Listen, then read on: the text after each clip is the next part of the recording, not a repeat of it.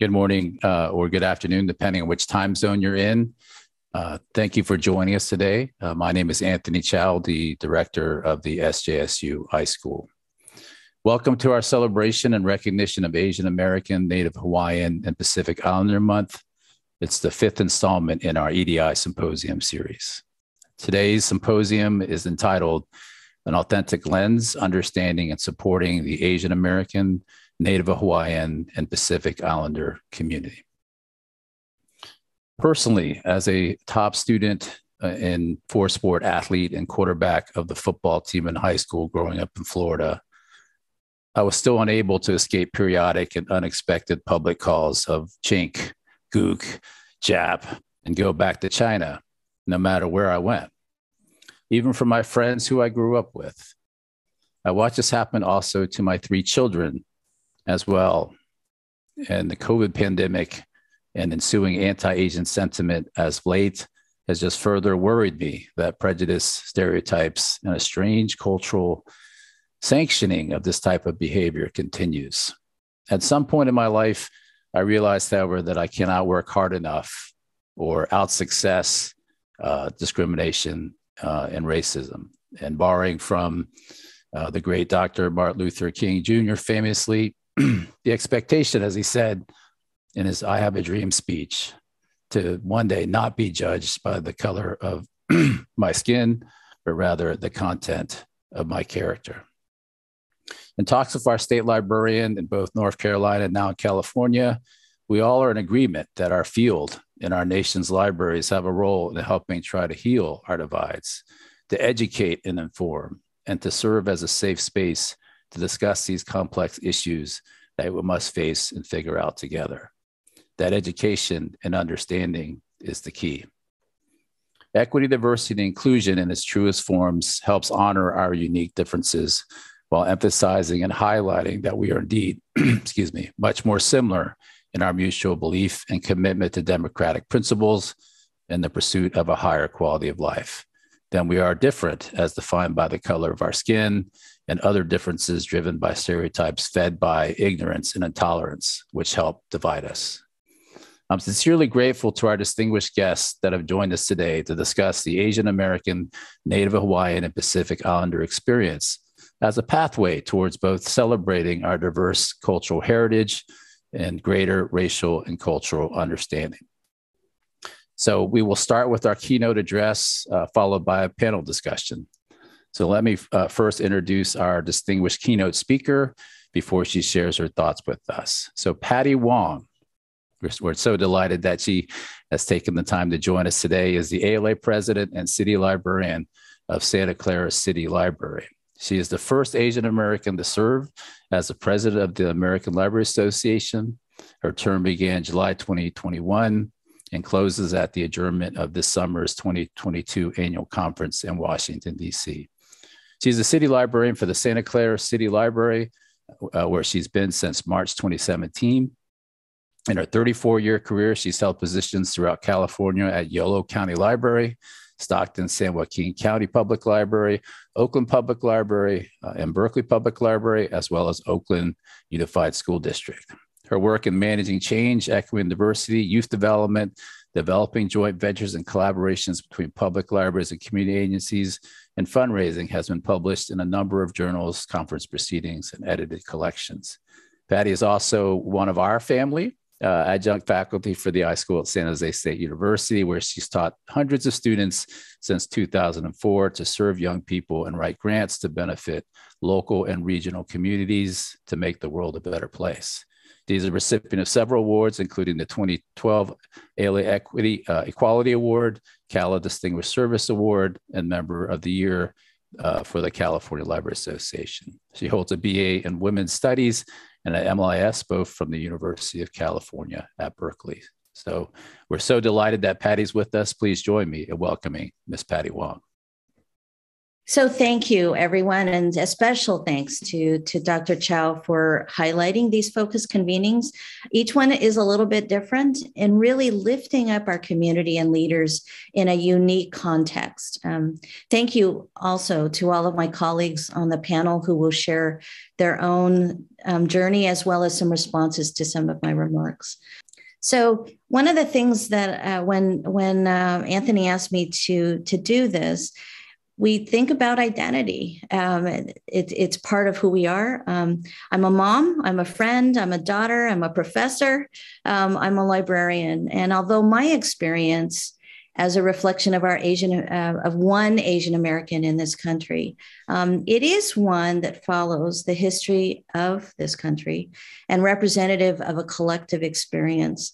My upbringing and the rich traditions from my past have allowed me the opportunity to understand the need for diversity, equity, and inclusion in each of these components of my life.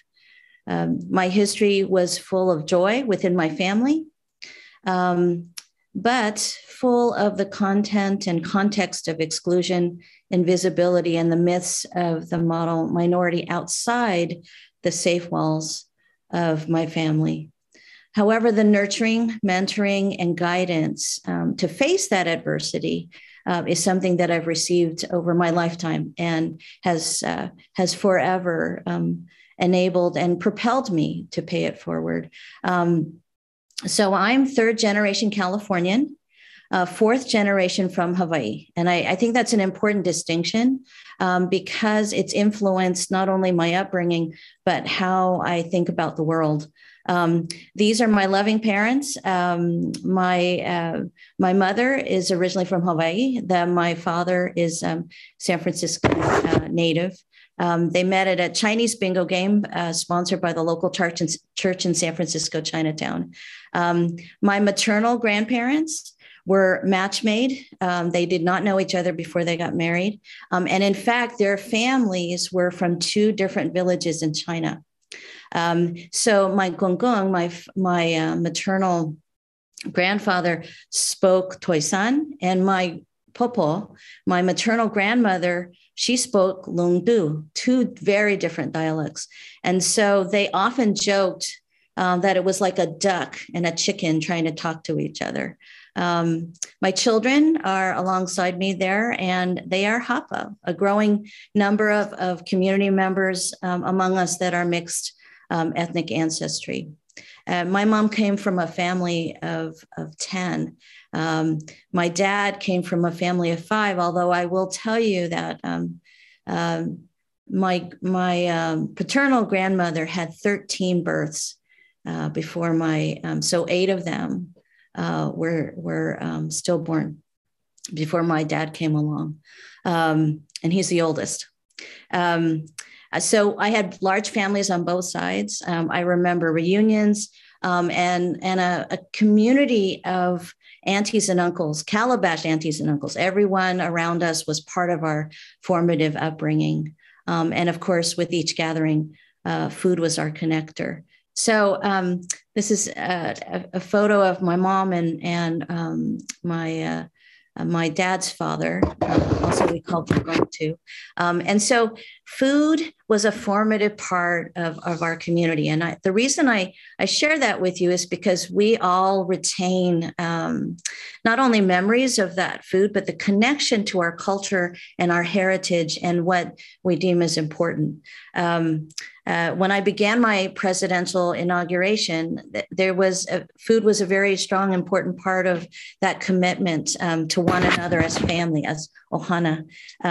We shared a recipe book from my family, and I encouraged my fellow colleagues in the divisions and roundtables to share their food support too. The reason why this is important is because it's not just the food that cements us together. It's what that food represents in terms of the values of our traditions and our community. Because my family, because my mom's side is originally from Hawaii, you see all of my family on the right-hand image of the screen. We're making wonton there together as community. That was actually a big part of our upbringing, is that every one of our community members helped prepare food together. But that food was very diverse. Food was special. We had rice at every meal, but there was also a strong affinity, of course, for the Southern Chinese cuisine that I grew up with. But we also had a cornucopia of all that Hawaii makes very special. So there was wonton, there was Portuguese malasadas, there was Hawaiian laulau and kalua pig, and of course Japanese mochi, and a whole group of foods that were very reflective of the communities in which we came from. And that bottom right-hand corner slide is a picture of us at a 50, my grandparents turned 50 years old. And so we had all of us, and this is just the Hawaii side, come together in terms of community and what that meant. So all the 10 brothers and sisters, all of their spouses and partners, and then all 100, they're not all pictured here, first cousins that I had just on that side of the family. One of the things that we always bring with us also is a sense of time. For us, Hawaii time, Chinese time is very integral. And one of the things that we celebrate as community is also that sense of time. In my Chinese family, we believe that when baby is born, they're already a year old. So, and we mark the sense of celebrations in decades for birth, and as well as celebrations for how long you've been married. So I always had to remember, is Popo 79 or is she 80 this year? Because that's how we celebrate. And of course, there's always food. Food is part of heritage. It reminds us of memory. And it also makes me remember the sense of education, the books that shaped me and balanced me, and how the perseverance of my community and for my family instilled the language that's allowed me to bond with so many others. One of the things that I wanted to share with you is the sense of service. And that's how I was led to the work that I currently do. My mom served as an RN. She got, Alfredo, yeah, thank you. She served as an RN. She got her degree from St. Francis in St. Francis Nursing School, her bachelor from Hawaii, but before statehood. And so she loved the profession so much. When she came to the mainland, she couldn't practice.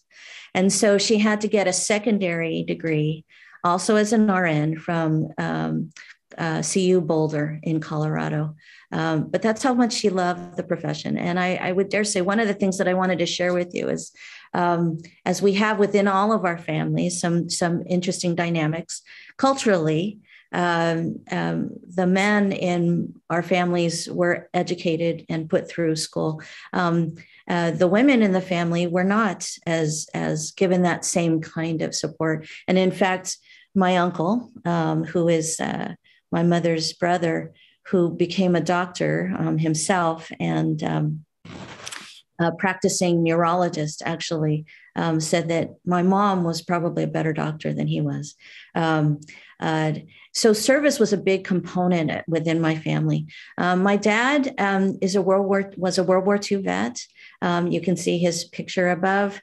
And I wanted to point out a couple of things. He's no longer with us. He died at the age of 42, long before I did get a chance to know him. Of course, I was about 13 when he passed. But he passed away to complications, and it is due actually to his service in the military. He was not only World War II vet and stationed among other places, post-occupation Japan. Dad was a very interesting man. He He had a core group of servicemen of color that, and although he never rose in ranks, he was really definitely a leader among that particular group. But secretly, he had another life in that he volunteered to be an atomic war test subject. Didn't let his fellow colleagues in the Army know about that process. And we didn't, that wasn't revealed to us until he actually passed away, because it was part of the confidential documents. He was recently recognized with the Congressional Medal, as you see there. And we're very proud of that service. And because of not only what he did for this country, but also that he was one out of 20,000 Chinese American veterans in World War II. So one in every 5 Chinese persons in the US, whether they were citizens or not, voluntarily contributed to the World War II effort. And they were involved in every single military arena.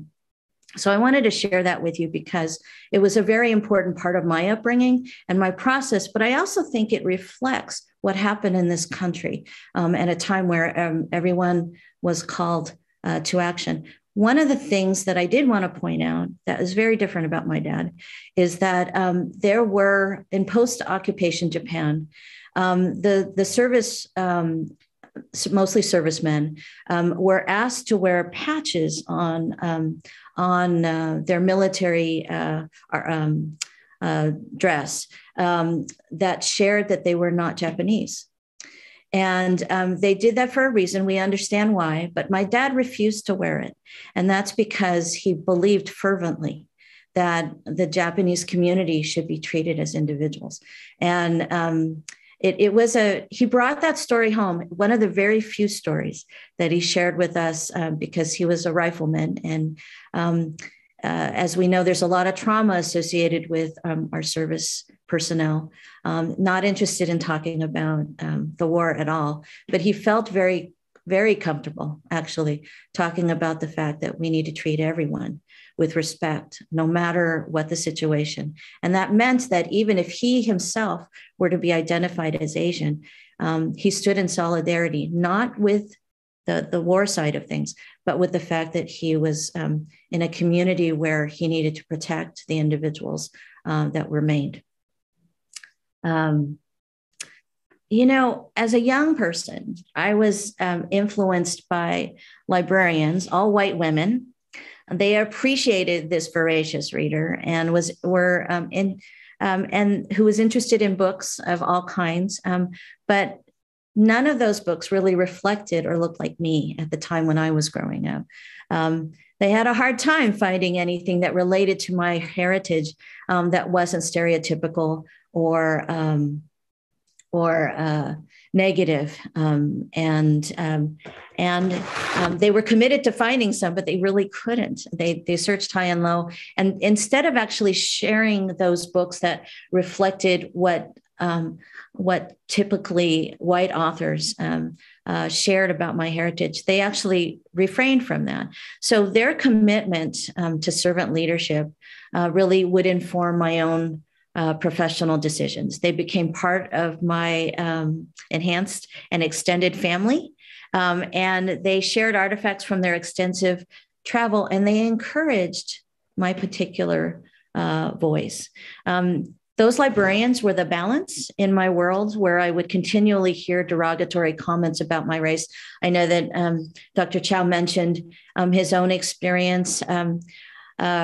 I don't think there was a time in my entire educational career, except when I got to college, when I didn't hear comments about the shape of my eyes, the color of my skin, sometimes mixing me up, of course, with lots of other Asians. But oftentimes I was the only one. all throughout grammar school, my sister and I were the only Asians at all. And even through high school, there were quite a few other Asians, but even then, I experienced regular, sometimes even well-meaning interactions. I went to an all-girls Catholic high school in San Francisco. An English teacher who I really loved because of what she shared with me.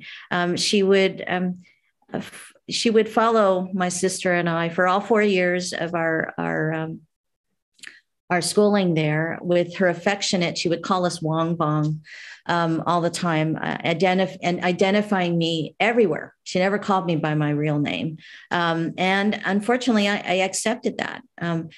She was a nun also. So, there's this other kind of relationship that we had, and my respect for not only my elders, but someone from the faith. But one of the things that was so hard is that she shaped my formal introduction to folks like Steinbeck and J.D. Salinger and Sylvia Plath and Auden. So how was I supposed to actually respond to this woman who was such an icon of education in my life, and yet didn't have respect enough for me to call me not only by my name, but to understand what she was doing was harmful. However, one of the blessings in that entire experience was my high school librarian, who was a firecracker. And she actually said to me that she would speak to her colleague, understood exactly what I was feeling. And she brought me into a world where I could be productive and had a voice.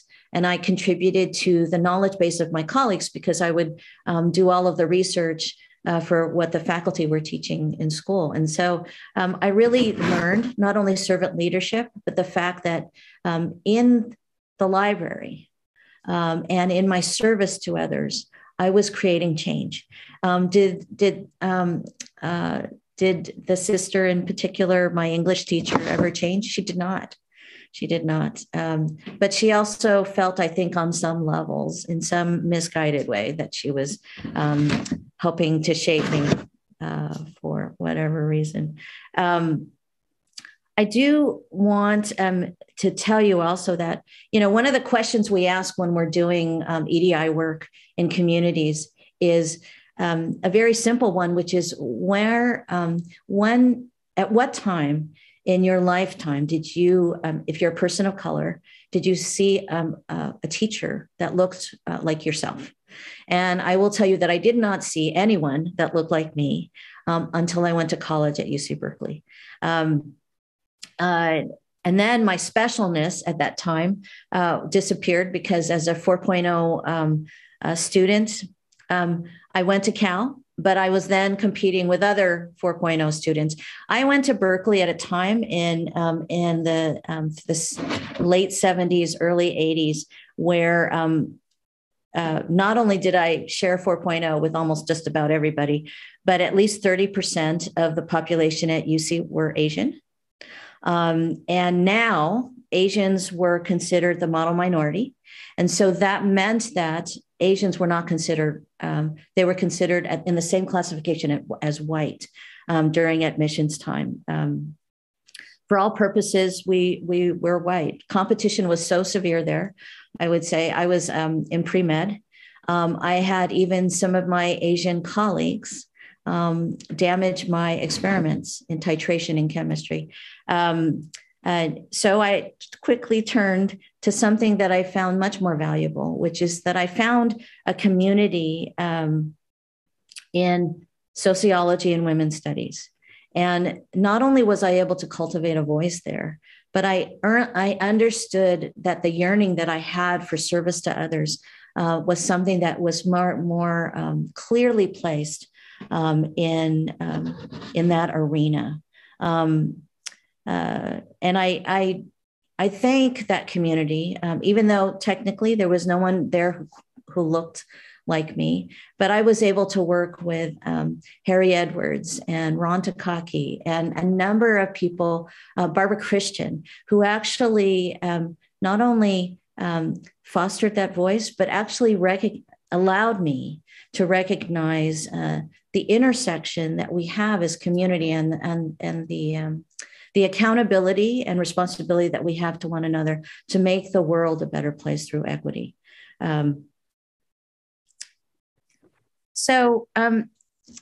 What we know today in terms of community is that not only are we Asian American and Pacific Islander, but the diversity of our language, the diversity of our culture, the diversity of heritage and ethnicity is so important. One of the things that we know today is that there is, when the federal government created this classification of AAPI, and we have AAPI Heritage Month, and there's nothing that, all of this is wonderful. But one of the things that actually groups us all together, sometimes where we share a lot of things, and sometimes where there's a lot of differences. And one of the things that I find myself continually, and my children and everywhere else that I have association with, is that we're sort of stuck in the box.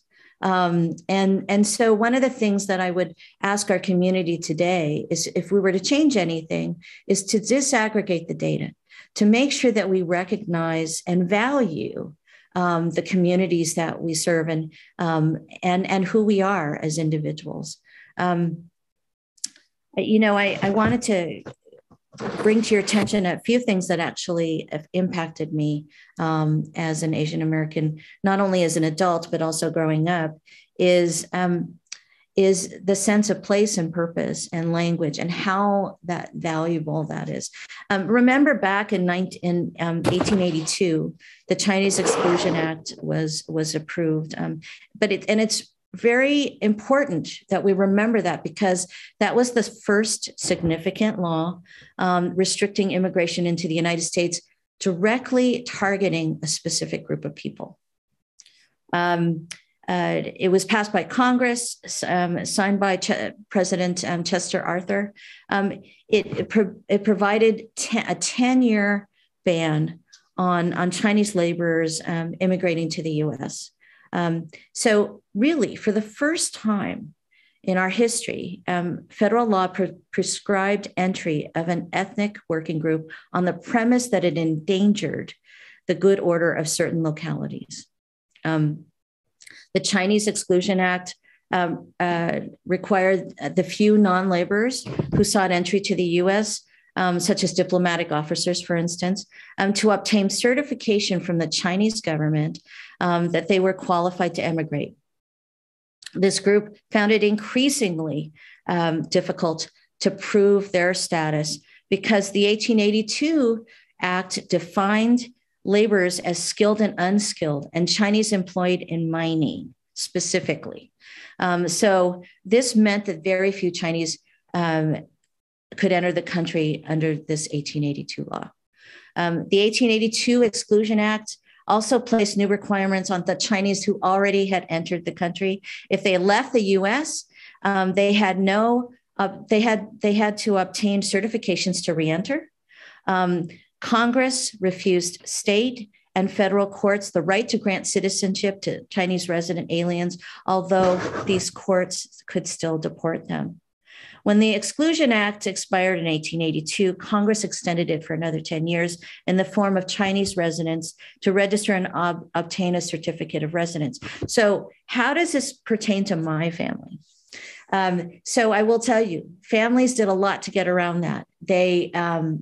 They had paper children, which means that in order to get someone to acknowledge that they had a home and a place, there were children that were literally on the docks that were brought over in terms of community off the boat. And they were, so there were throngs of people. My family in Hawaii did the same thing. My maternal grandparents actually went to the docks regularly to find children and young adults who were orphans for all intents and purposes. And they actually adopted them. into their family because they had nowhere else to go. And, you know, and it also meant that families, you know, all of the men that came over to the U.S. for a variety of different reasons to fight Gumshan, Gold Mountain, specifically had to not only work in the mining community, but also had no access to families. They couldn't bring their families over if they were married already and had families, or they couldn't actually find anyone to have a family with on this side of the world. So oftentimes they went home, but then they had to find a way coming back. So oftentimes you will find Chinese families with two families, a family in China and a family in the US. My paternal grandparents were actually part of the result of the Exclusion Act meant that my grandfather did not meet my grandmother, and she was actually one of the women that was brought over from China to be in a brothel. And my grandfather actually, without, you know, he's self-taught chef, and he used to work for the sheriff of San Francisco, and so and a doctor. Who was Chinese doctor, but he practiced both Western and Eastern medicine. And so a lot of the different white colleagues, not colleagues, I would say, white individuals who came to him as patients, the sheriff, the mayor, many people. So my grandfather, who worked for this doctor, actually had a little bit of a standing in the community himself, and he would go down to the docks all the time to pick to pick fruit and vegetables and other things that were being shipped over. And he found my grandmother, who was going to be sold into the sex trade for all intents and purposes, and he bought her. Because he didn't know he didn't know how he was going to get back to China. So what I'm telling you is that it really changed the way that Chinese families have developed in this country. And it really made an impact not only in my community, but in so many others.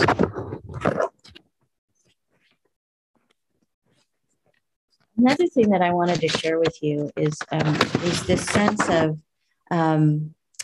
belonging. So when my dad was born, he grew up in San Francisco, Chinatown. It's not the Chinatowns we know today. There was a lot of squalor. Families were living 2 to 3 in places that really were set up for one family. There was nothing like pets in the area. And in fact, my dad had a joke, which is they caught a bat one time and they put it in a bird cage because they didn't know what to do with it. And they weren't familiar because they wanted to keep it as a pet.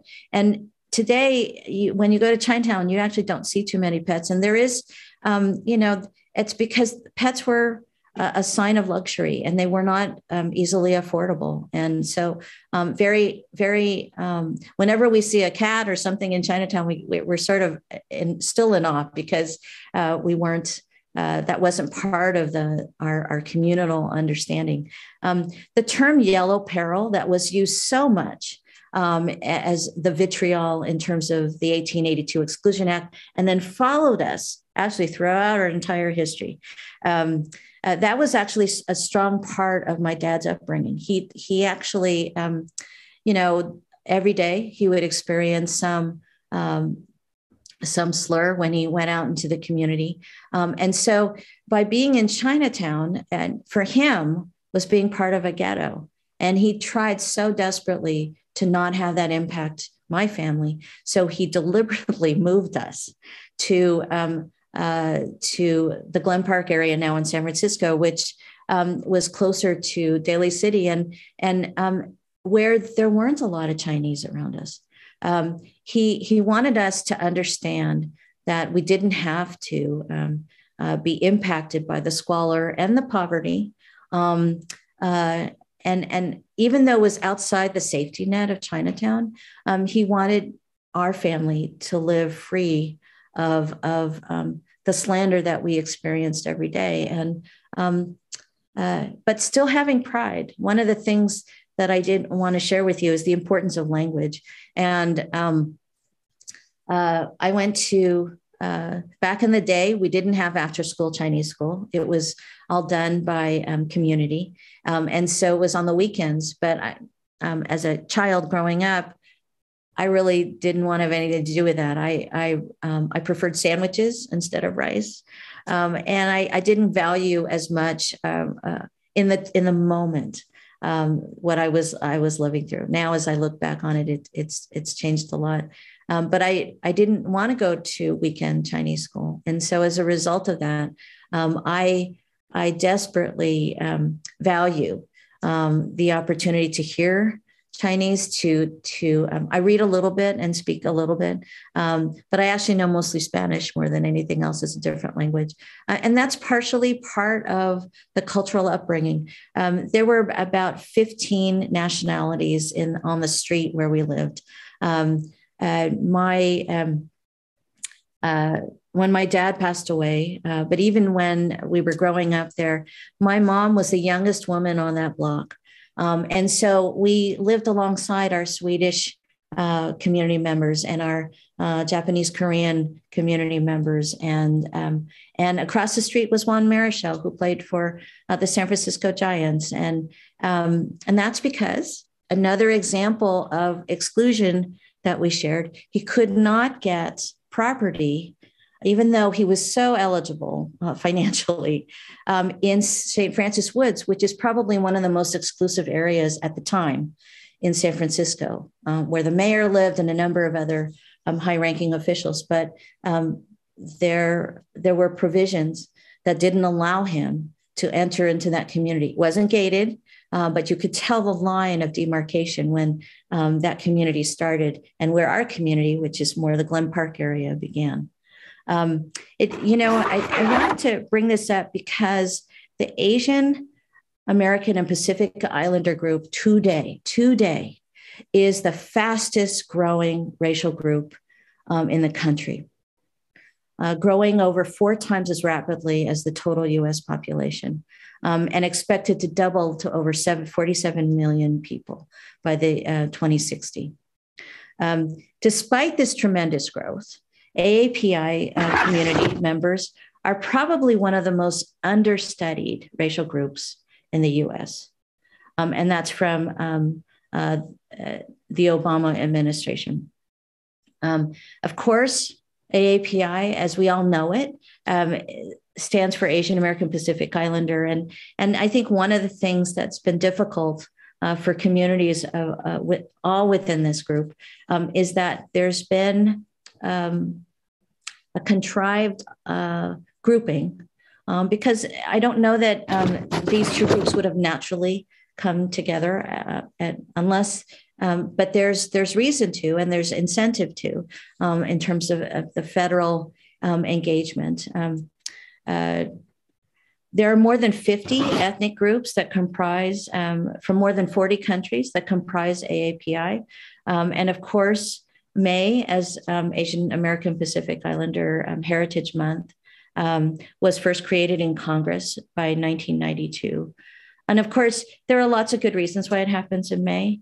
But one of the things that is characteristic about all of this is that the need and the draw that even I have within my own communities and my own experience is the need for both strong engagement, but also thinking about the importance of both difference and also singularity and the values that we share within each of our different communities.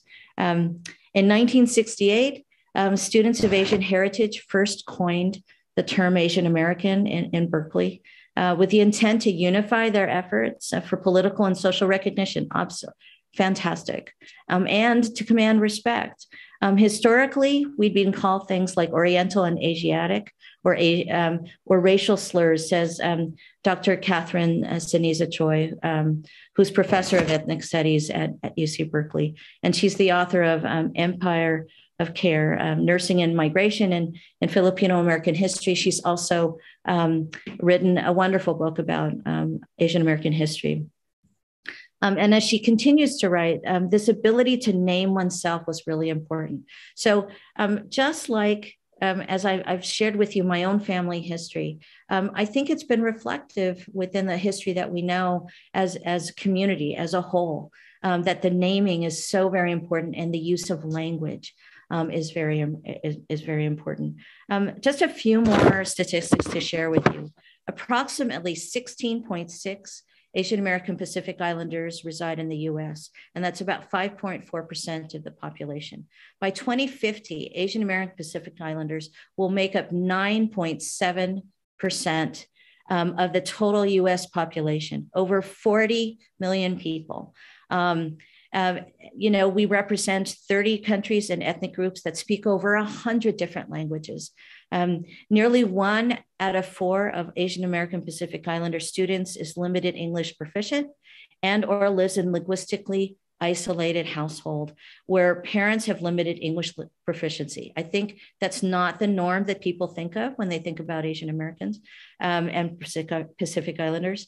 The high school dropout rate among Southeast Asian Americans is staggering. 40% of Hmong, 38% of Laotian, 35% of Cambodian populations do not complete high school. Only 14% of Native Hawaiians and Pacific Islanders 25 years of age and older have at least a bachelor's degree, and in comparison with 27% for the total population and 49% of the Asian American population. As members of LIS organizations such as APALA, founded in 1980, the Asian Pacific American Librarians Association was incorporated in Illinois in 1981 and formally associated with ALA in 1982. A predecessor of APALA, the Asian American Librarians Caucus, was organized in 1973 as a discussion group of the ALA Office for Library Outreach Services, now known as OLOS, reflecting the interest in library services to minority communities, and professional support of librarians of minorities ancestry during the 1960s and the 70s. APALA and AALC, before it, were organized and founded by librarians committed to working together toward a common goal, to create an organization that would address the needs of Asian Pacific American librarians and those who serve Asian Pacific American communities. I encourage you to read Dr. Kenneth Yamashita's APALA history, a history of APALA and its founders, to learn about the plight of Asian Americans, the founders of the organization, and why this organization was created and why it is still important today and necessary. As of right now, I've done a little bit of digging, and I will tell you that the numbers are not clear. As we know, APALA and CALA, Chinese American Libraries Association, are both are open to everyone, which means that I'm going to share with you the numbers that currently are part of the total number of members, but they are not definitive in terms of who defines as Asian and Pacific Islander and who defines themselves as Chinese American.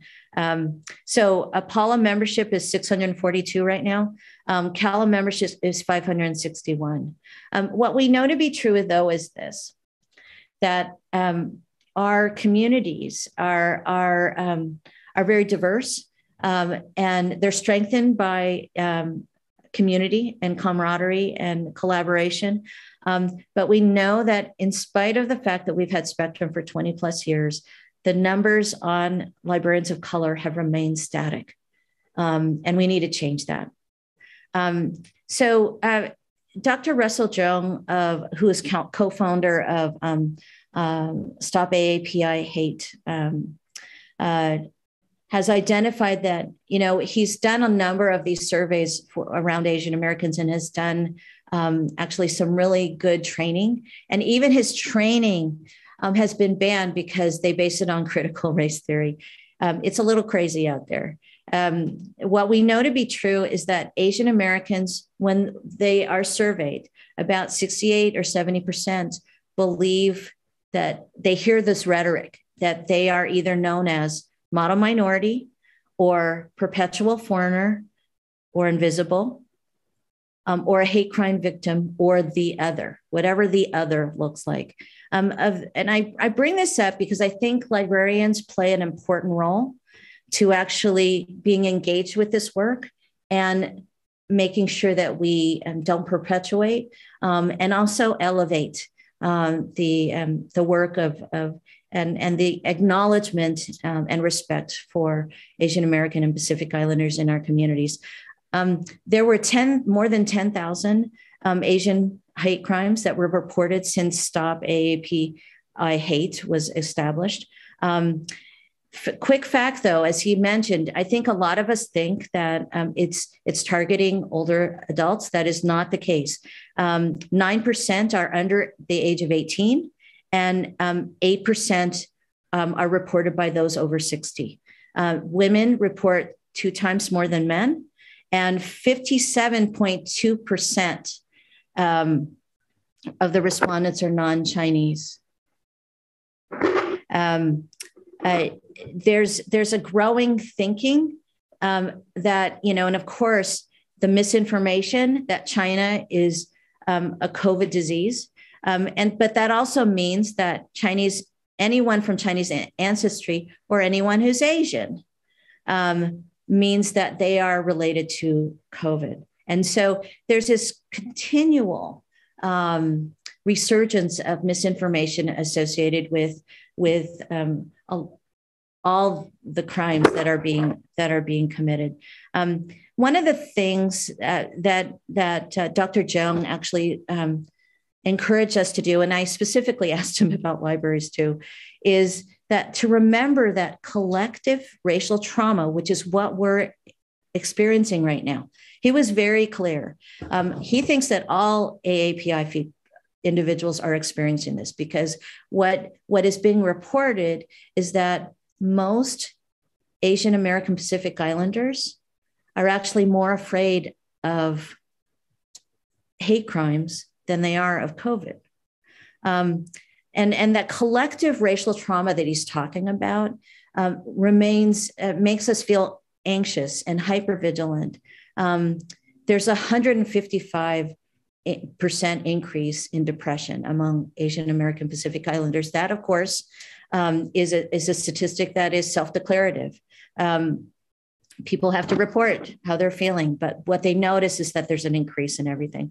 That 94% of those that are surveyed indicate that stress and anxiety is critical right now, and that they are feeling it. During the pandemic, what's little known is that 83% of all Asian Americans filed for unemployment. And one of the other things is that sheltering in place creates an othering where there's a lot of blame and mistakenly placed on people as the other, and a lot of identification of others in there. What can we do as librarians? We can create visibility. We can ask for desegregation of the data. We can correct misinformation. We can provide workshops, such as the one that San Francisco Public Library actually highlighted, this last one that I attended with Dr. Zhang. And that using those workshops to elevate community, but also to dispel myths. And of course, we can provide for resources for Asian Americans and Pacific Islanders for self-care, because that's the critical area. And he spent a little bit of time talking about resiliency. And I think we need to provide that for our community, including Asian American Pacific Islander lists, et cetera. One of the things that Dr. Zhang said very much is that people who are hurt often resolve and reside in that comfort space. And then they start to hurt other people. So what he doesn't want us to go into is actually that pattern and cycle where we're not emerging resilient, where we actually dwell in that, and that the vitriol becomes part of our makeup. He did say it's actually very easy for people who are oppressed to turn on other people who are like them, which means other people of color. And so one of the things I think that we as community need to do is rise up and be that advocate for our communities where and when we see them. One of the things, though, that we have a commitment to as a community is to equity. And part of that equity, though, in looking at our entire communities, being aware of their needs, working with one another, in solidarity, in camaraderie. More and more, I hear so many of our communities beyond our AAPI borders calling for an end to the violence, calling for communities to come together, calling as colleagues, working together, as we have been actually throughout history. One of the things I didn't mention is, the fact that Asian Americans have been involved in every single movement that's actually occurred in this country when it comes to social justice and racial justice. And we continue to do that. As we uplift our work and become increasingly part of the framework of what of our accountability in terms of creating community, I call you all to action and I challenge you.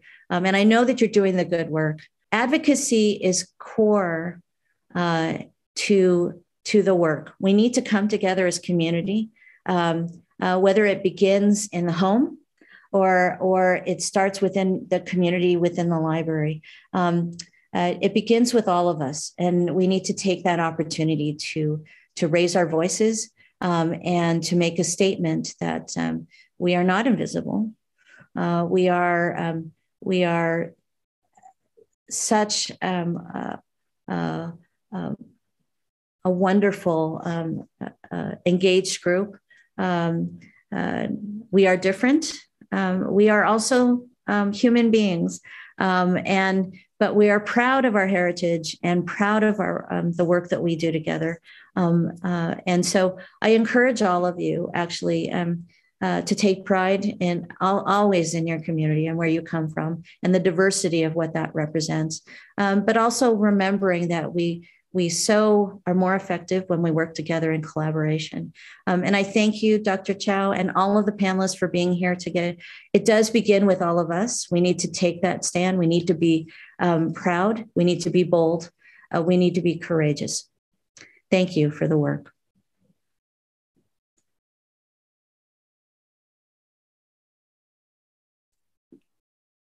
Thank you so much, Patty. I could listen to you all day. We appreciate the history, and you're quite a gifted speaker and storyteller. So thank you so much for that. And I apologize, I was answering a chat. So for the panel, please see the questions that I just put in chat if you would like to answer those. Again, thank you so much, Patty, for joining us. And if you have the time, I'd love for you to stay on and also engage in the panel discussion. That would be wonderful. Thank you. So what we're going to do now is I want to introduce each of our distinguished panel. And what I'd like to ask each of the panelists to do is just take 3 to 5 minutes to introduce yourself, maybe as an opening statement, anything you would like to say, and then we will go into our panel prompts. So let me start in alphabetical order. So we have Jeanette Contreras, who is the director of the Placentia Library District. Jeanette? Thank you very much, Dr. Chow, and good morning to everyone.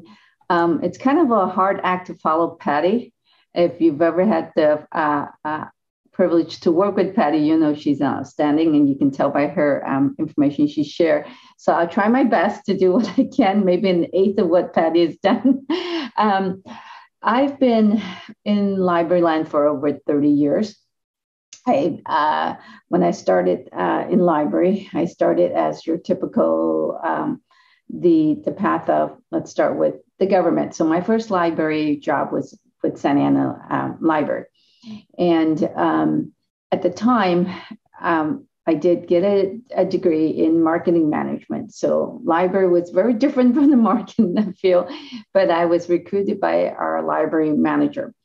And I thought, okay, well, I have to see how this works, because mostly in my my family, I grew up with a family of 9 siblings, and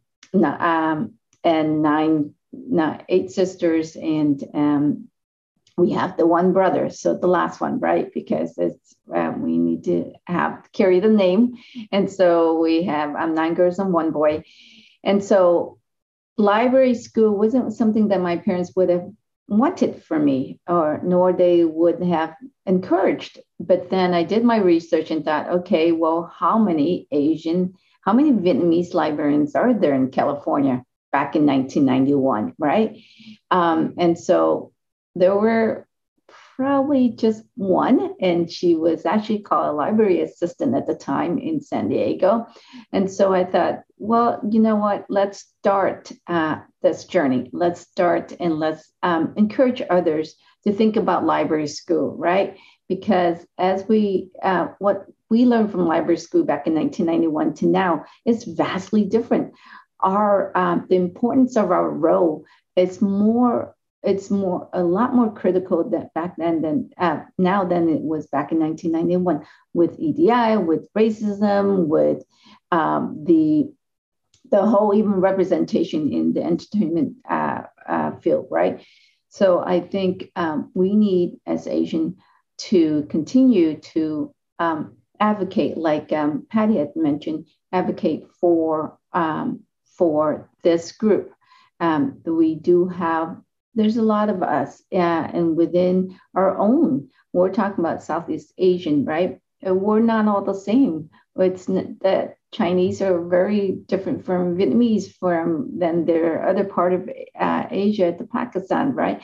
That we haven't really talked about, or really given that forum to discuss those issues with our counterpart.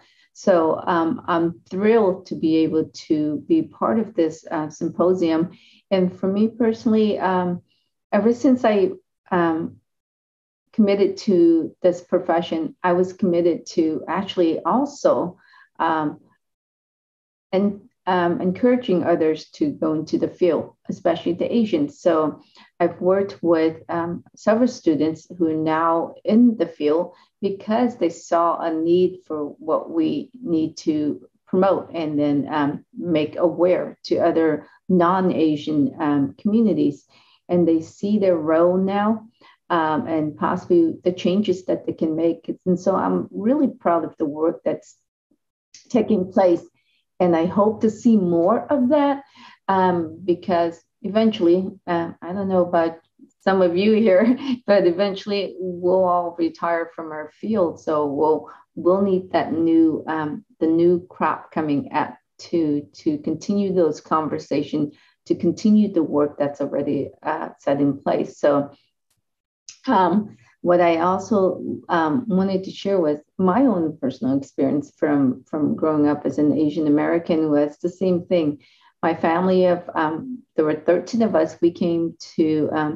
We were placed in Chicago with a sponsor, and then in a community that we were the only Asian there. We were fortunate enough to have that particular sponsor really took us and took care of us. But the community itself, they didn't accept what we looked like. We were not blonde, we're not blue-eyed. We barely spoke the language. So it was really difficult for us because at the time I was 8. The stares didn't really affect me because I didn't know any better, right? My parents taught us you just are grateful. You just say thank you. You say please, and you never question. So at the time, it was like, okay, well, this is the world I live in, right? This is what I have to accept. I'm just fortunate that I came to the U.S., right? And then as I got to junior high and high school, then it was even more prevalent. It was almost every day that I get these non-connection with people that don't look like me, with students that don't look like me. It was the way I was dressed, because again, growing up in a Vietnamese family, you couldn't show your legs. You could not wear anything that show any body parts or even your neck. Most of the time, you wear stuff that was a collar or a turtleneck. That was your dress, and you couldn't put on makeup and stuff. And so you're competing with these kids that grew up in Mesa Verde, in Costa Mesa, a high affluent community that drive BMW and stuff, and they stare at you, or you. I learned very fast not to pack lunch that have garlic in it or fish sauce, right? Because everybody starts to go away from the table you're sitting, right? And then even at 14, I realized in order to get a job, I needed to change my name from Trin, T-R-I-N-H, to Jeanette in order to get a job. Because I understood from most of the folks that spoke to me at the time, said, if they can't pronounce your name, if it looks weird, if it doesn't look anything Caucasian-like, they are just going to skip your application. So at 14, okay, I became Jeanette. And sure enough, that proved to be right, sadly. I was able to get jobs based on that. And then even to now, right, to this day, I think I'm more comfortable changing back, because my legal name is still Trin. Legally change it back to that and be proud of my Asian heritage. Be proud of that, although my last name is Contreras, so they also think it's Hispanic, right? So I'm married to a Mexican. But those things still work. Even this community in Placentia, where I've been the director for over 14 years, I'm the first Asian American to be director for this library system. And it is predominantly white, very conservative. And here's this crazy Asian director coming in and changing things up and letting them see different ways. And I've been fortunate that the community have been very receptive of ideas and changes that we've worked on for the community itself. Also, I'm now working on, thank you so much, Patty, for mentioning this. I'm working on legislation with our legislator to protect our profession. Because as you know, some of you may be aware, there are states that have bills set in place that will imprison librarians and library workers for having or checking out materials that they personally deem as objective to them. So what we're doing is, with our legislator, is putting a bill that says, hey, this is our job, this is what we do, and to make sure that we protect the safety of our staff as well as the work we do. And the underlining of those is obviously censorship, right? So we will continue to work on that. It's going to be a big task, but I'm fortunate to be able to have good relationship with our legislator. And then we'll see where that takes us, so that we can everyone can safely do their job and be proud of the work they do as well. So that's the bit of my story. And I thank you for the opportunity to speak. Thank you, Jeanette. And I legally adopted Anthony in college, actually, so we can talk about that at another time. The next is Gayatri Kant, Director of the City of Palo Alto Library Services. Hi, everybody. I'm going to tell you how to pronounce my name. Jeanette was spot on. One of the things I always do is to teach people how to pronounce my name. Think about a guy and the number 3. And the A in the middle is almost silent, so it's Gayatri. So that was the first thing I actually learned when I came to this country. And I was an immigrant, and my journey was a little bit like Jeanette, but not like her, because I came being a new bride to my husband, who is one of the software engineers that moved in the 90s. So that's how my journey started. And I think even before we married, and our marriage was traditionally an arranged marriage in the sense that our parents introduced us to each other, and then we decided, yes, we will get married. But one of the things that I had talked to him is like, I would be interested in a career, and so moving to a different country was kind of traumatic. And then I came here thinking that I would be going to school, and then found out that my visa made me ineligible to get a job, or I would only go to school as an international student, which we can't afford. So what helped me was the library. So I went to my local library, and I just love to read. And so I spent hours there and loved what the librarians were doing. It was just like a whole world opening. And then I thought, what if I become one? That's how I actually went to library school once I became eligible to go to library, to go to school. So, and then of course, going to school, hardly anybody that looks like me, right? So I was worried. I thought, oh, will I ever get a job? But fortunately, I did get a job, and I was also very lucky that my first job as a librarian was at the Cupertino Library. And Cupertino was changing so much. It had a huge Asian population, huge Chinese, Korean, and Indo-American population coming in there, right? So there were people like me, but the interesting part was people refused to think I was a librarian.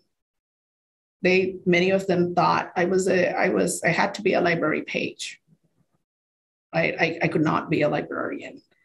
And this was some of the things that, you would experience over the years as you become a manager, and then, I was told by actually nobody less than another Indo-American coming in saying that you can't be the manager of the library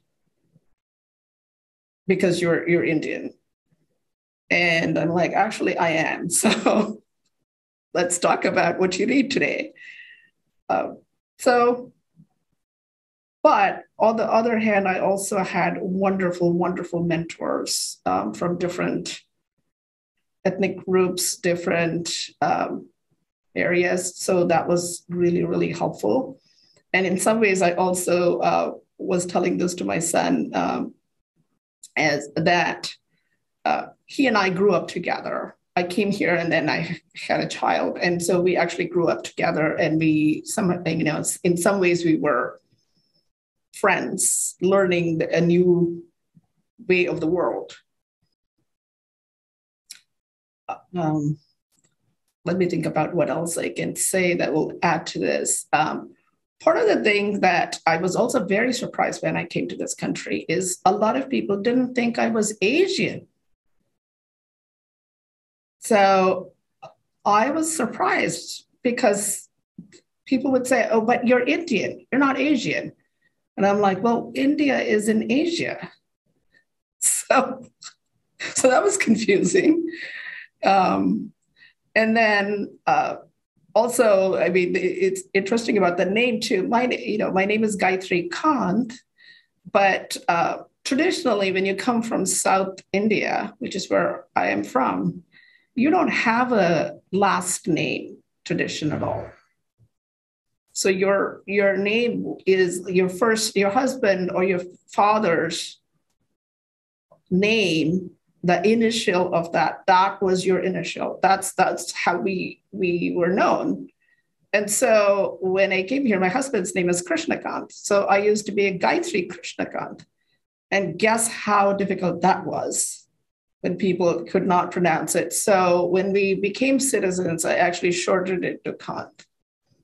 So if our family does genealogy, I think they could never go back beyond the Kant part. So I always worry, like I need to leave good documentation so they know where we are from. So I mean, it's just remarkable. I think human beings are just amazing, that they can survive in anything and learn new things and thrive in new things. So I will say that truly, like, the library gave me success. I mean, it's just that's the place where I learned, and I also really credit reading as the number one thing that helped me. When I came from a different country, I never thought this was a foreign place. I thought, oh, it's, this is just like reading a book, all right? Except you're in the book now.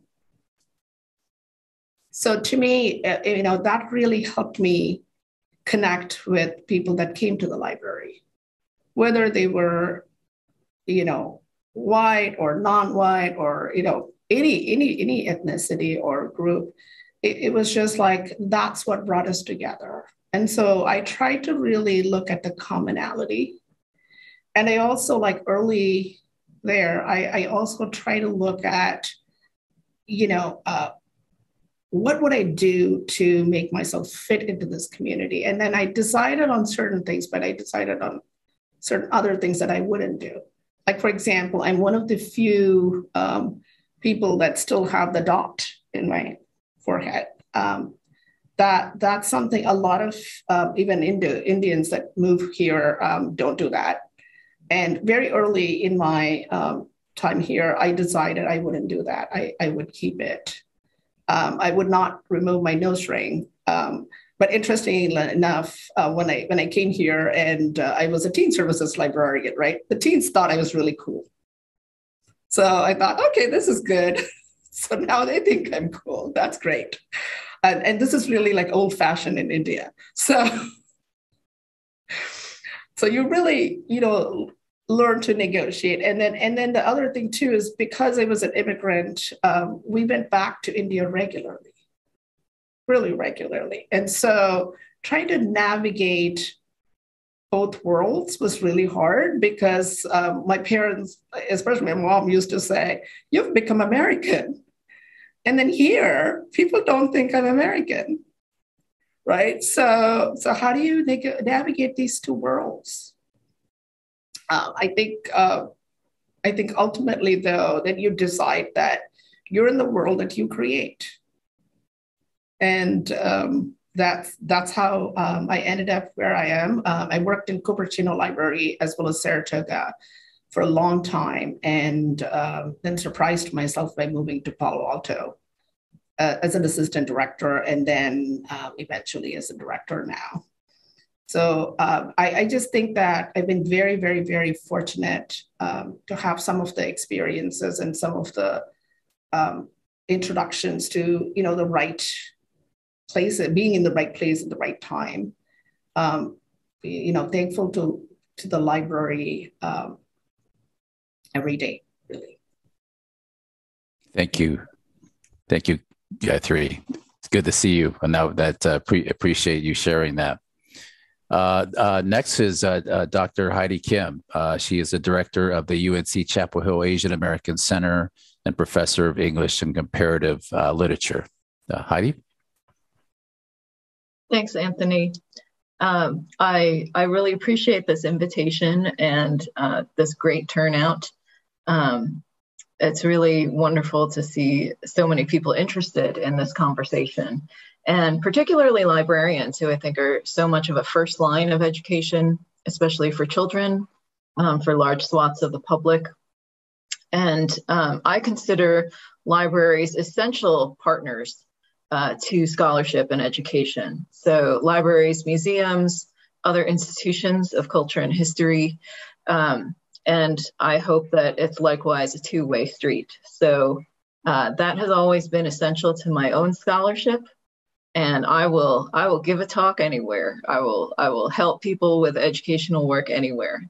That's always, I think, been central also to the work of Asian American Studies, which really very much grew out of a political movement. And it's still a very young field, and it carries that political imperative because, even the grouping Asian American, it is a political creation. It's not something that exists naturally, as Gayatri discussed, right? People have different ideas about what that even means, let alone the group of Asian Americans and Pacific Islanders, which is really very much a governmental and political construction. So there are a lot of conversations that I think we have to have about representation and equity within this group, acknowledging that subgroups within here may perceive the term differently, may see themselves in conflict with other groups that fall within the AAPI rubric.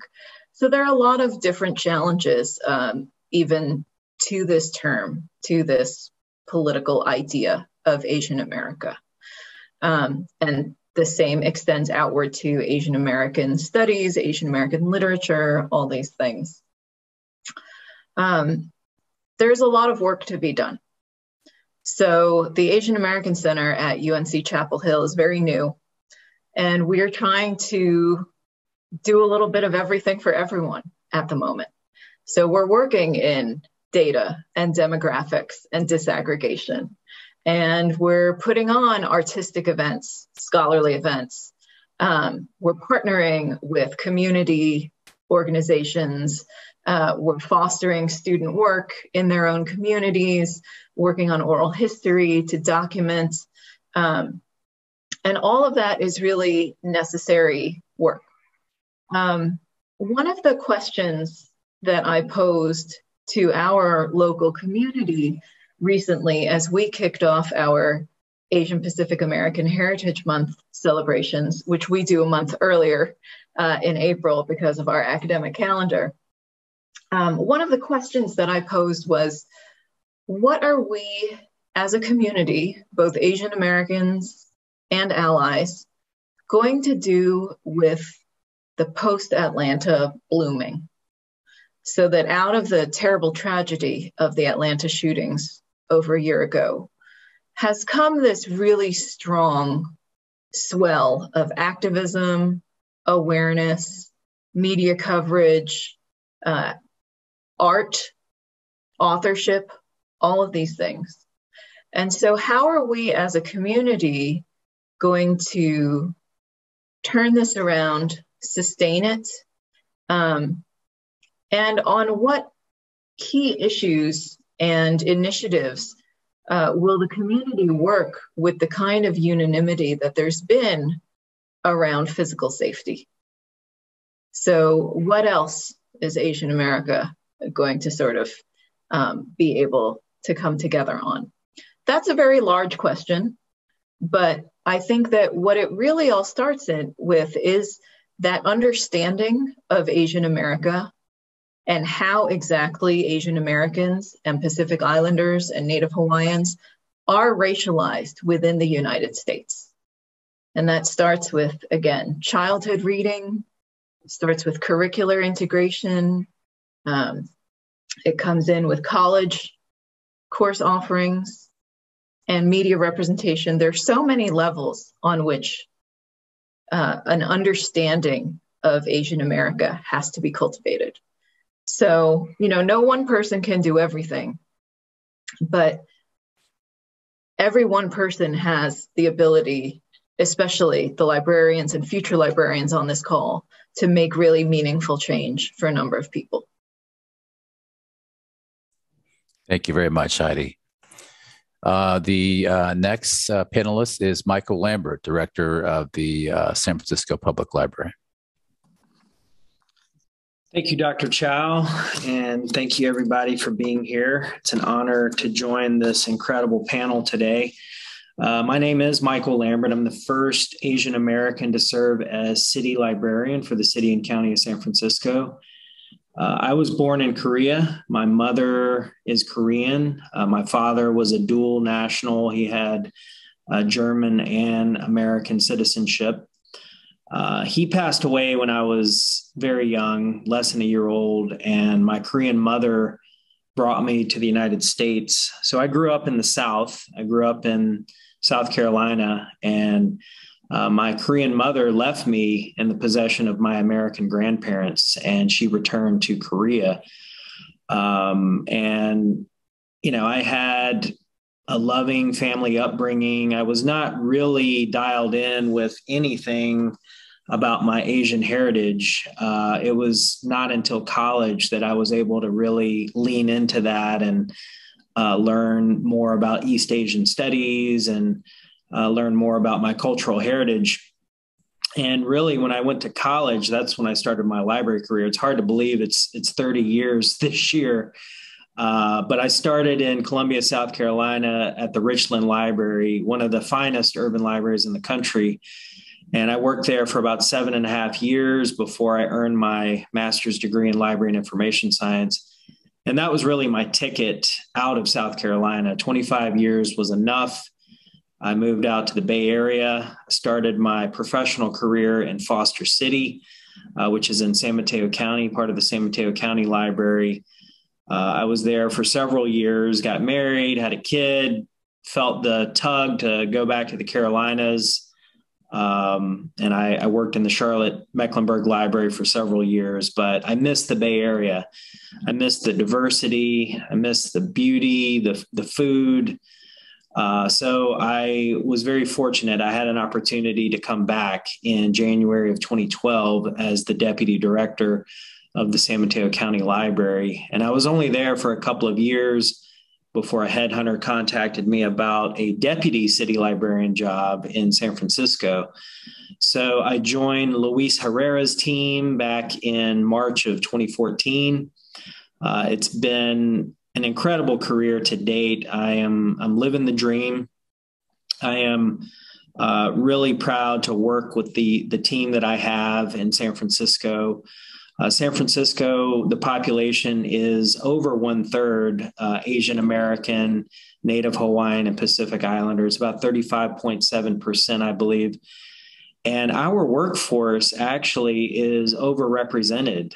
We have about 45% of the library staff in San Francisco are Asian, American, Native Hawaiian, or Pacific Islander. And I know one of our staff is on this today, Jerry Deere. And I just want to give a shout out to all of my staff. They're phenomenal. They do incredible work to engage the community and really partner with the community to co-create programming and services that celebrate the culture and heritage of our community.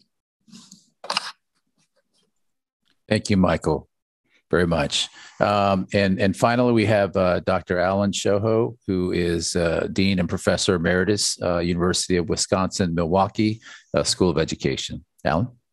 Thanks a lot, Anthony.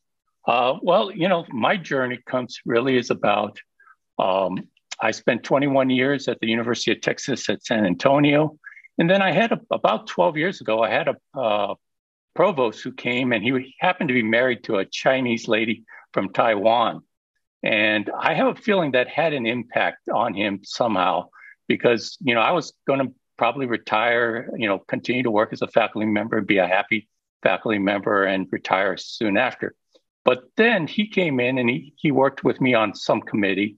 And he said, have you ever thought about going into leadership and administration? And I said, no, not really. That's not something that I've ever thought about. And he said, I think I want you to be a part of our first leadership cohort. And the reason I tell this story is I don't think in general, Asian American, Pacific Islanders, Native Hawaiians are actually viewed upon as leadership material, especially in higher education. I think you can, with the exception of places like maybe California and some of the major urban centers, you're not going to find too many Asian American Pacific Islanders who are presidents or provosts of universities. There are just not many of them. And in fact, I think the statistics bear it out that most of them are white male.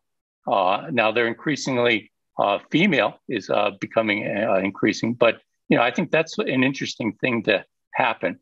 The other thing that I wanted to share was the fact that I'm from Hawaii as well, like Patty, except for I'm from rural Hawaii. I'm from the Big Island of Hawaii. And the thing that I think one of the experiences I had was that when I was growing up in Hawaii, we never actually, I had never heard of the term minority.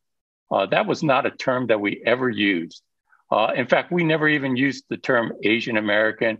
You know, I had Japanese, Chinese, Filipino, Native Hawaiians, Samoans, Filipinos, Portuguese, and we just never referred to ourselves in that context. And then fast forward, my family moved to California. Actually, we moved to a place right where Jeanette's, the library, Placentia, California.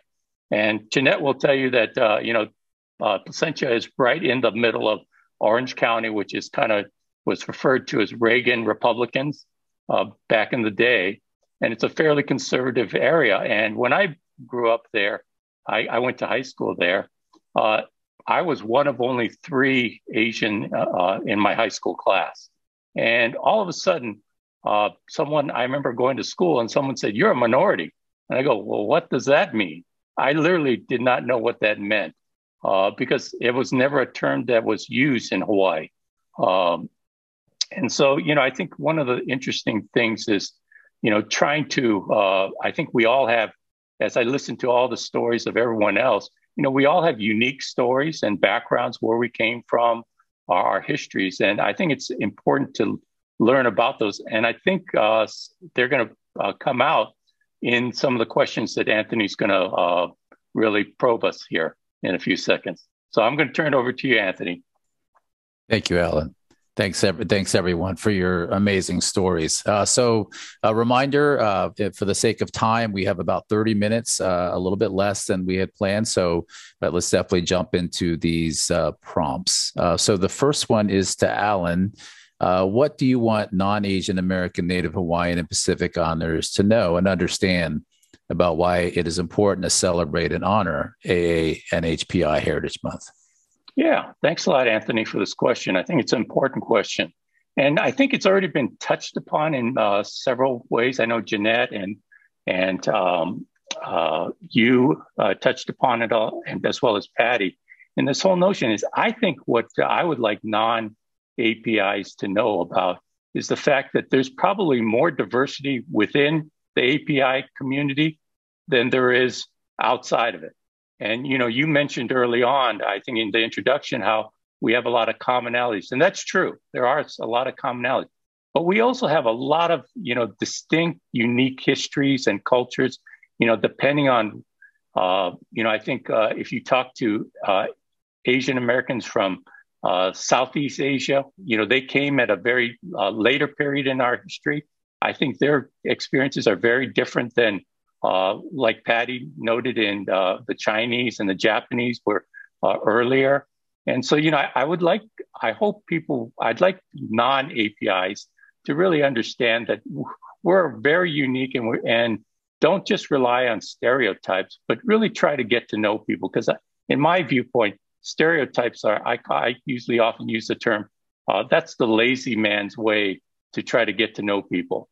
By using stereotypes. And if you really want to get to know people and a group of people, really talk to them. So that's one thing I'd share with there, Anthony. And I'll open up to others. Thank you, Alan. Anyone else on the panel want to mention anything? I'll just chime in and state the obvious. Asian American, Native Hawaiian, and Pacific Islander history is U.S. history. And that's what our role as public libraries can help further as educational institutions. Thank you, Michael. Heidi?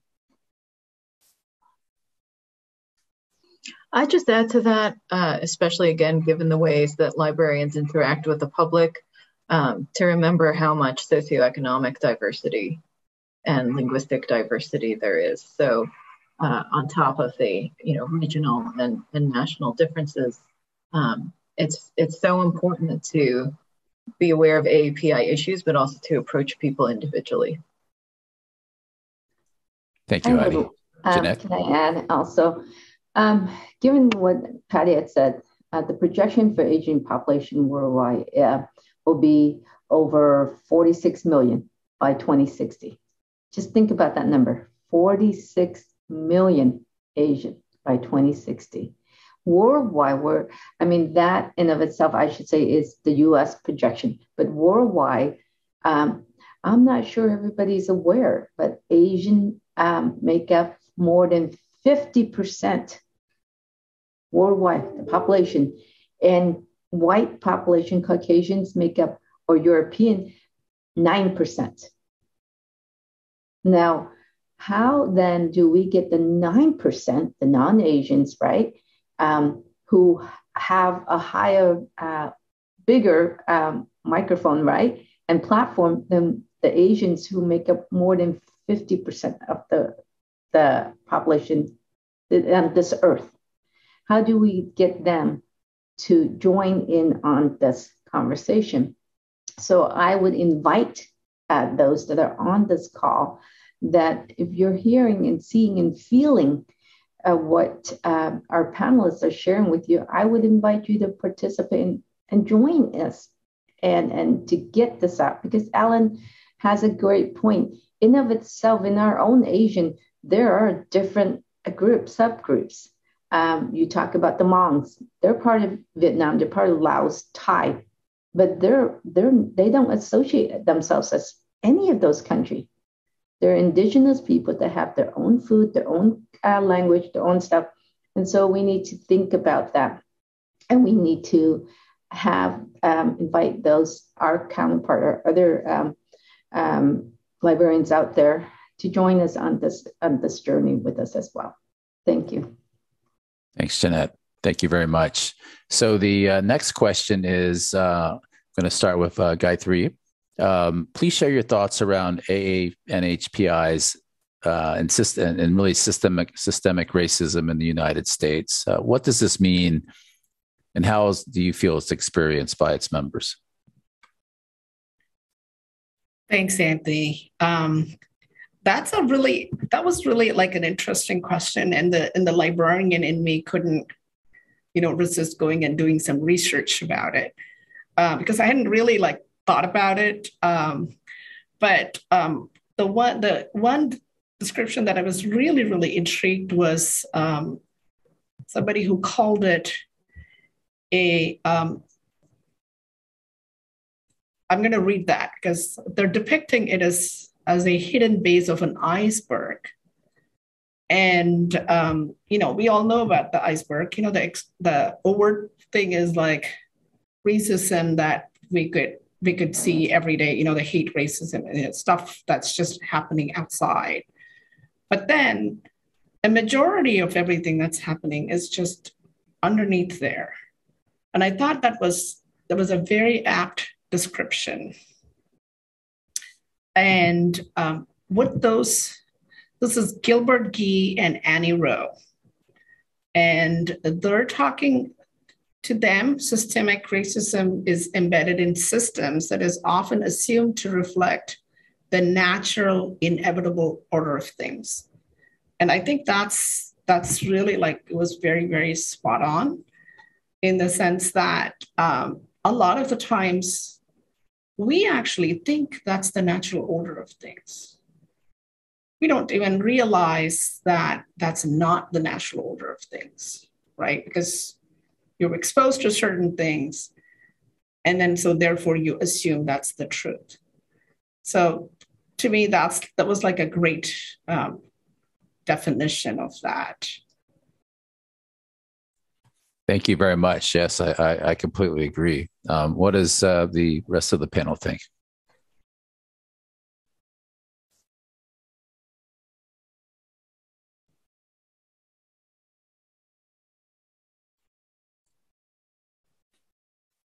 Well, as you're thinking about it, I would say that in my mind, systemic racism also has to do with kind of stereotypes and the expectation in which lane you're supposed to belong in. So I think it kind of ties with what Alan was saying about possibly what is perceived as good leadership material.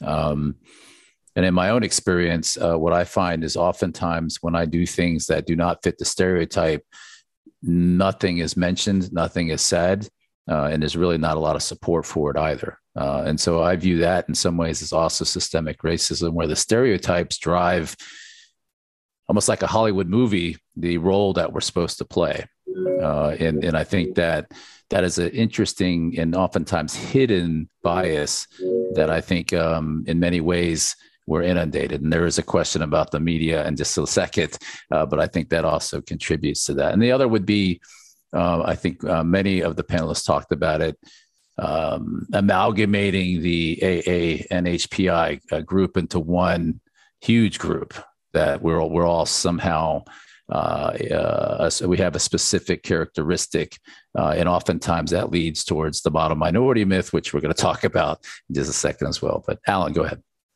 Yeah, Anthony, you mentioned in your introduction about you playing football in Florida, and I think you're probably about 10 years younger than me. But when I grew up in the 60s and 70s, as you know, there was no Asian American professional sports athletes, none, not in any of the major sports. So there was no Ichiro, there was no Yao Ming, there was no Jeremy Lin, there was nothing. In fact, even back then, they were just starting to have black quarterbacks. That was a big deal, having the first black quarterback. And, they at the time, people were saying, well, are the blacks, are they intelligent enough to be the quarterback? And I think that was something that, I think you and I may have experienced where, there was an image that because there was no one like that in higher levels, how could you become the first Asian quarterback or whatever it may be? So, I think things have improved, but I think we still have a long way to go. And I think getting back to a part of the first question, I think one of the things I'd like to address is, and I'd like to hear other people, because I may have a different take on it than other people. This whole notion of May being designated as API month. My hope is someday that our species will evolve where we don't have to have set aside months for every ethnic group. Because, part of me says, I'm not sure if that's a good thing, because literally, so we're going to honor APIs for May, but then forget them for the other 11 months. Or whether it's, I think February is African-American month. I think September is Hispanic. I wrestle with that one. And so I'd be interested to hearing what the other panelists, how they feel about that. Thanks for raising that question, Alan. I think we have to remember that every day, every week, every month out of the year is White History Month in this country. So we have to be intentional about celebrating the various cultures and diversity in this country. And at San Francisco Public Library, we celebrate Asian American, Native Hawaiian, and Pacific Islander Heritage Month in a big way, but that doesn't stop us from offering lots of programming year round. I mean, this fall we'll have an International Filipino Book Festival. We celebrate Southwest Asian and North African cultures in the fall. So, we don't just target May, but we're so fortunate in San Francisco. As I said, we have a diverse workforce. We have lots of resources. So we make a point to celebrate throughout the year.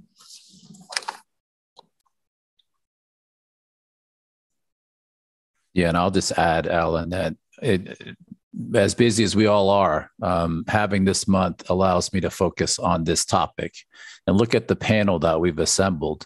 And I believe that the comments and wisdom shared here will hopefully be useful to others way beyond today's session. So, but I'm with you, Alan.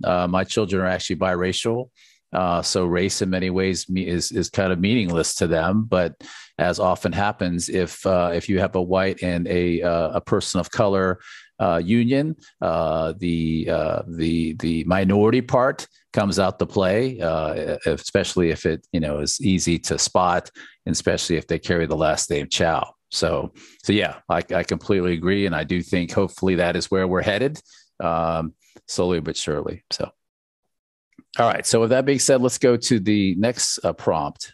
Do you feel you've ever faced racism and microaggressions because you are a NHPI? And if so, if you feel comfortable sharing, please discuss. And we'll start with Heidi. So, what what an interesting question. I mean, the answer is, of course, yes. And, it would take too long, I think, to detail everything. But a lot of these things, it's interesting. They've become such hallmarks of experience, right? They almost become a kind of basis for a shared solidarity or community, especially as people kind of grow into an Asian American sort of identity. And perhaps Pacific Islanders would say the same. One classic that I didn't ever experience is the lunchbox moment. So we had some reference to that previously, but that moment of, the child opening up their lunchbox and the classmates judging it and, finding it stinky. That I would say that's the one I never experienced, oddly enough. But that's because I ate peanut butter sandwiches all the time. So, I've experienced it professionally. I experienced it in childhood. I've experienced it just out and about in anonymous daily life, particularly in cities or more crowded spaces, but not exclusively. And I've experienced it in different parts of the country as well. So I'm guessing that most of the people attending this are in or perhaps from California. I know Californians by no means of racial utopia, but it's a very different racial landscape from any of. So I grew up in New Jersey. It's just a very different racial landscape, different history.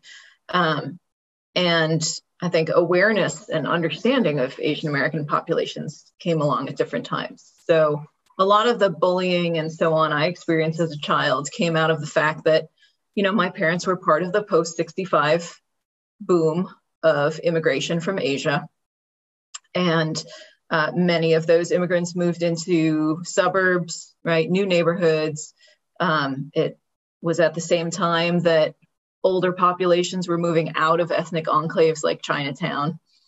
And so you had all of these new confrontations, all these new racial confrontations. And what you didn't have were, I think, the popular texts to kind of support a better understanding.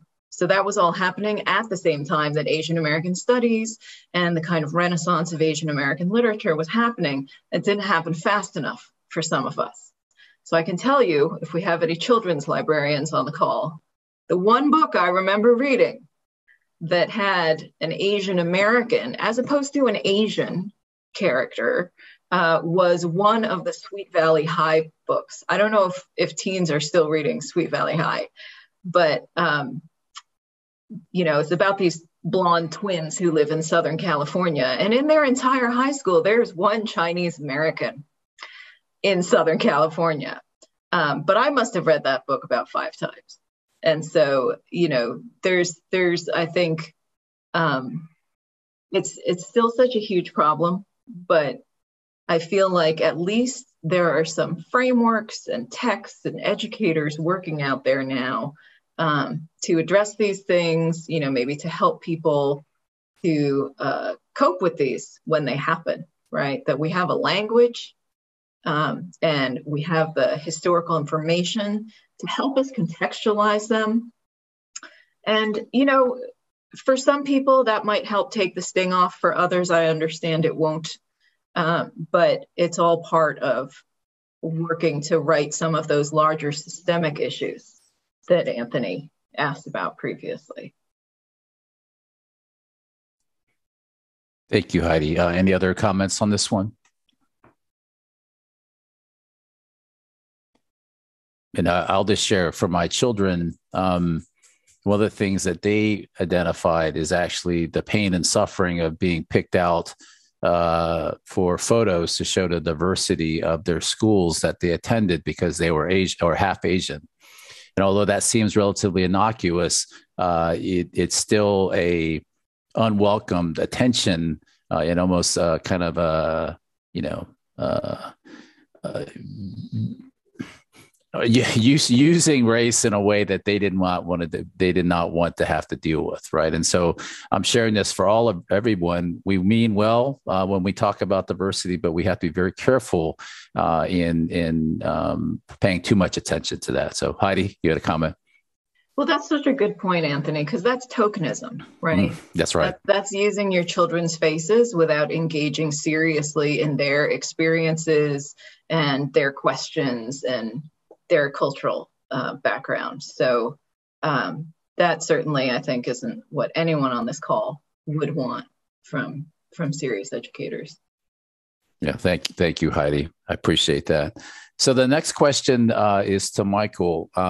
What is the model minority myth, and what impact do you feel does it have on AA and HPIs? And are there any other stereotypes that really bug you? Thanks for the question, Anthony. So this morning, I just looked very quickly and found a website. There's an organization, Improving South Asian American Students' Experiences. And they have a nice quote: "The model minority myth is misguided and misleading and is a false stereotype. It hurts Asian American students, whether they are low achieving or high achieving, and creates divides between these students and others. It may also lead to teachers to provide less support to their Asian American students, as they may believe the students need less support than they actually do." They go on to say, in spite of the fact that Asian Americans have diverse levels of education, financial success, and fill varying socioeconomic brackets in the United States, they're often treated as a homogeneous monolith that fits the stereotype of a model minority. This stereotype is a perception of Asian students as perfect, highly intelligent, capable, respectful, and hardworking. It is ridiculously misguided. It's also a view that is largely untrue, harmful to those students who are furthest from the stereotype and those close to it, since it can exacerbate pressures they face. So for me, this is personal. I grew up Asian in the South, and I grew up with relative privilege in my household. And I just reflect on my experience growing up in the public school system. And, I was not a model minority at all. I was really a juvenile delinquent, but I feel that I benefited. I was put in these academic tracks, talented and gifted, or academically talented program, or advanced academic program. And I feel a little guilty that, maybe I took a slot that wasn't accessible to other minorities because, the South is largely black and white. And when I fast forward to the present, I moved to California for the second time in 2012. And I intentionally moved to Palo Alto. My childhood best friends were already living in Palo Alto, but I also knew that Palo Alto had, one of the best, if not the best, public school system in the entire state. And, I'm not one of those parents that pushes my son too hard, but I've seen his friends, and, many of their parents have pushed their kids extremely hard. And I see the toll that it's taken. I mean, Palo Alto is notorious because of the Caltrain tracks and some of the tragedies that have played out there. And it is a result of the pressures that these young people have felt. On the flip side, what other stereotypes do I not like? So you mentioned you played football, and Palo Alto, the demographic there is about 1/3 Asian. And, prior to my son attending Gunn High School, they had one of the most horrible football teams in the Bay Area. And I'm proud to say my son, who is of Korean heritage, he was the league MVP. He won 2 regular season championships as the quarterback for Gunn High School. And he just dominated. And, people were just shocked that Gunn was winning and beating everybody for the past couple of years. So that's, I guess, my take on the model minority myth. And Michael, I want to say, make sure that I'm sure there already been articles and stories, but definitely make sure that there's some stories written about that. Because I can definitely say by no means was I near as good as your son, but not a word was ever said about the uniqueness of having that position. So that I think is important, that those stories that counter the stereotypes must be shared and shared loudly. Yes, go ahead. I will just say that Michael's son's name is well known here. The newspapers have his name, so very proud to know that. Also want to add to that as another parent whose son was a water polo player and definitely was the MVP for that. And so that was like a big shock. And not only was that a shock, but it was even more of a shock when he actually got recruited by the Naval Academy. And so that's how his started as a military naval officer started. And one of the things that we noticed is there's 1,200 kids every year. And out of it, there were 5 Indo-Americans. That's it. And my son was saying that one of the biggest things that is like nobody even knew that he was Indo-American. They would not even guess that because it just, it could never happen, right? So the struggle was like they would try to think like, who are you? And he would say, I'm American. And I remember that really when, because we were immigrants to this place, and he was also actually born in India. And so we all had to get our citizenship. And so he had to go through a citizenship interview, which was much easier than mine. And then, they were asking, and they said, he was saying something, and he said, my country. And then they said, which country are you talking about? And he just looked at them, because he came in, he was 50 days old. So, for all purposes, he's American. And then he said, what do you mean, my country? This is my country. And but I was thinking, like, even in an 8-year-old child, that stereotype is already there. So that was very, very profound to me and then in his mind, there was just absolutely no confusion. So. That's great. That's wonderful. Thank you for you both sharing. So we don't have a lot of time for the last question, but let's go ahead and give it a shot. So off to Jeanette. Let's talk about Asian stereotypes in the media and Hollywood movies. So despite the fact that we've had Crazy Rich Asians and as of late, Shang-Chi, do you feel that AA and HPIs are fairly represented in the media? Well, I would have to say resounding no. I think there was a study called The Prevalence and Portrayal of Asian and Pacific Islander across 1,300 popular films. It was written by Dr. Nancy Yuang and Dr. Stacy Smith, and it pretty much covers what we know in Hollywood, right? And the portrayal of such Asian characters are usually either martial arts. You have your Bruce Lee back in 1978 with fighting a scene with Abdul Jabbar, right? And then you have what Michael had mentioned, the model minority, right? The nerdy, smart student, or the obedient Asian mother, or And you see films over and over depicting those stereotypes, right?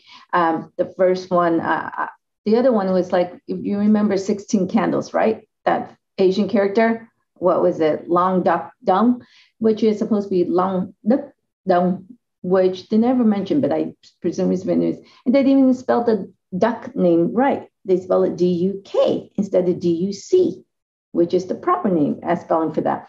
So you have that, and you see people, and so you wonder why the society see us as such. It gets repeated over and over in mainstream and in Hollywood, and it's not bad enough to say that of 336 roles go to it's the white actors, right? And then you have 22 roles, 22 Asian that play not even a leading role, right? But a co-lead role, right? And to throw even slap us more is that they go, and some of the Asian characters are going to the white actors. Matt Damon, The Great Wall, right? Come on, Matt Damon and Chinese Warrior. And then you have, you also have Katharine Hepburn in Dragon Seed. You have Rita Hayworth in Charlie Chan in Egypt. You have Tilda Swinton, who played a Tibetan monk, right? So to say that there's not enough Asian there to improve from that, to play those roles, it's really doing disservice. So all you're doing is portraying it not only the stereotypical roles of an Asian character, but also now you're yellow facing that and giving the Asian characters to a white actor. So I think that we need to work with Hollywood. We need to rewrite the story. We need to have a place on that table to say how we can do a better and more accurate representation of the Asian American Pacific Islander, Native Hawaiian community. So, thank you, Jeanette. Any other comments? Anthony, I not only agree with Jeanette, but I think one of the interesting, and it kind of goes to this notion of the falsehood of it, is that I venture to guess if you actually were to do a study of how many Asian Americans actually do know martial arts, the percentage is actually probably pretty low. It's kind of like in Hawaii. Everyone thinks everyone in Hawaii knows how to surf. No, we don't. In fact, you'd be shocked how many people in Hawaii actually don't know how to swim. So, but it's that kind of stereotype that exists that, I think perpetuates these falsehoods and I think do a disservice. Now, I think one thing is going to help, and I just saw it, I think it was yesterday. Many of you may have saw that the Muppets, the Sesame Street, is going to come up with their first Asian Pacific Island Muppet. I believe she's Korean. I think she's Korean. And, the reason I say it's a positive thing is that think of all the millions of kids who are now going to be exposed to that. I think it will help long term. But it's those little things, the sad thing is that it took probably way too long for that to happen. Yeah, Jeanette, thank you, Alan. I absolutely agree. And I think certainly things are getting better. I did want to share, Jeanette, that I was actually, I watched that movie 16 Candles with a lot of my fellow teammates. And that movie began my awakening of what the heck is going on here. Because as everybody laughed at that character, of course, that was the only Asian character in the entire movie. And that really caused me to really rethink my own identity. So, Jeanette, were you going to make a comment? No, I was going to agree with Alan. I mean, to say that Alan shares with us that there's a new puppet in Asian, and how many years? What, 30, 40 years? And for me to be so elated that there's an Asian character after all these decades, it's very sad. I'm very happy that it happened, but I'm also very, very profoundly sad that it took this long to have that representation. So. Yeah, thank you. And I also want to build on what Patty said about the screenwriters. So I had the privilege of being an extra or an extra in the Joylette Club. And so I spent some time with Michael Paul Chan. And I asked him off camera, does it ever bother you to be playing a character that's so, mean and kind of stereotypical as far as his role? And he goes, I gotta eat, man. I have to play the roles that are available to me. And then I also wanted to share to all of the non-AAPIs here that it's when we go to a movie and we see so few Asian characters, and typically those Asian characters tend to be portrayed negatively. For me, I just want to see the counter narratives, right? So I want to see Michael's son. I want to see other things so that when you have an Asian character that's bad, you have an Asian character that's good. When you have an Asian character that's weak, you have an Asian character that's strong.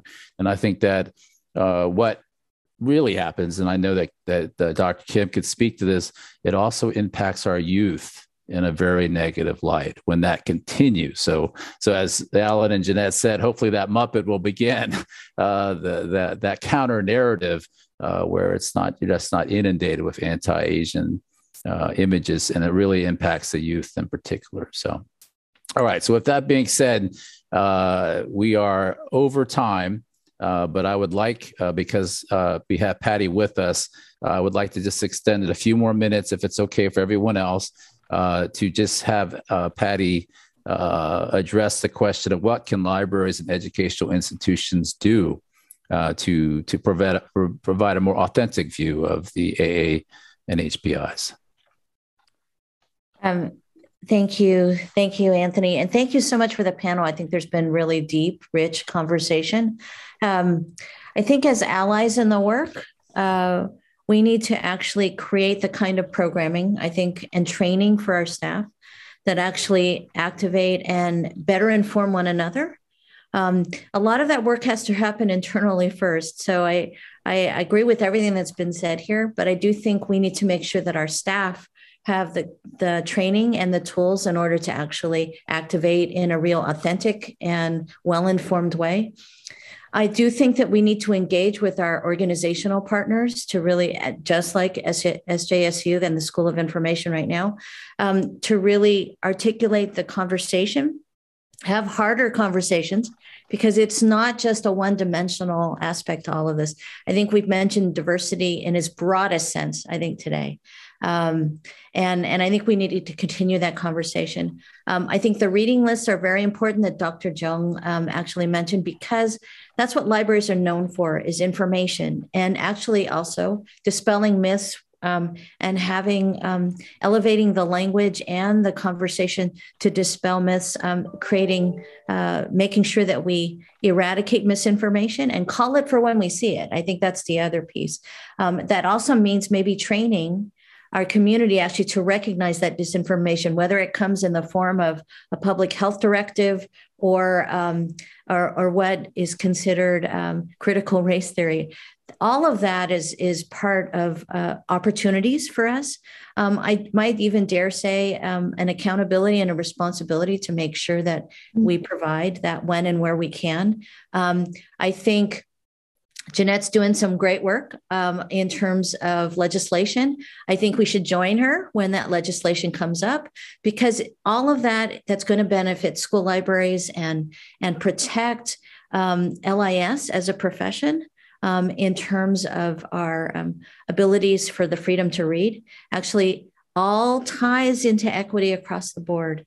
And as LIS professionals, I mean, I think that the last thing that I would say to you very quickly is there is the Committee on Accreditation at ALA is looking at changing their standards. If we want LIS to change, if we want to create more opportunities for librarians of color and specifically AAPI library staff to join our ranks, then we need to sometimes change the curriculum, the faculty, and the student expectations.